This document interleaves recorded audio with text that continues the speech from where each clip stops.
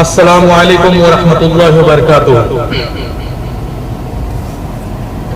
हजरात, आज से चंद माह कब हीरा ग्रुप की चेयरपर्सन डॉक्टर शेखा आपा नवेरा ने हम तमाम हीरा फैमिली, हीरा मेंबर्स से कुछ वक्त तलब किया था जीएसटी के कैलकुलेशन के ताल्लुक से, लेकिन हमने वो वक्त आपा को देने के बजाय हमने कोर्ट कचहरी में जाय कर दिया। अगर हम एतमाद करते कंपनी पर तो शायद इतने बुरे हालात नहीं होते, इतना डिले नहीं होता मामला जितना आज हो गया। मेरे चंद सवालात हैं आपकी नजर, अगर हो सके तो इन पर जरूर गौर करें। इब्तिदा में ये इल्जाम लगाया गया कि ये कंपनी पॉन्जी तर्ज पर ऑपरेट होती है।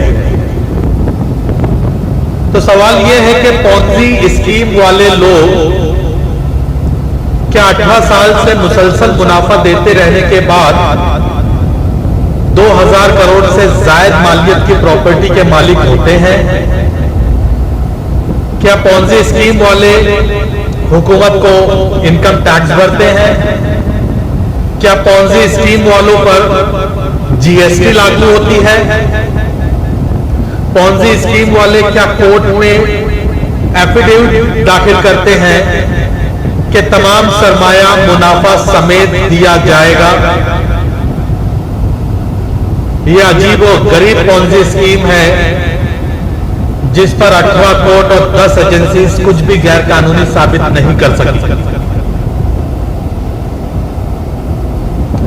राज इस आतिश नवाई का मेरे सीने में देख, जलवे तकदीर मेरे दिल के आईने में देख। आसमां होगा शहर के नूर से आईना पोश, और जुल्मत इस रात की सीमा पा हो जाएगी।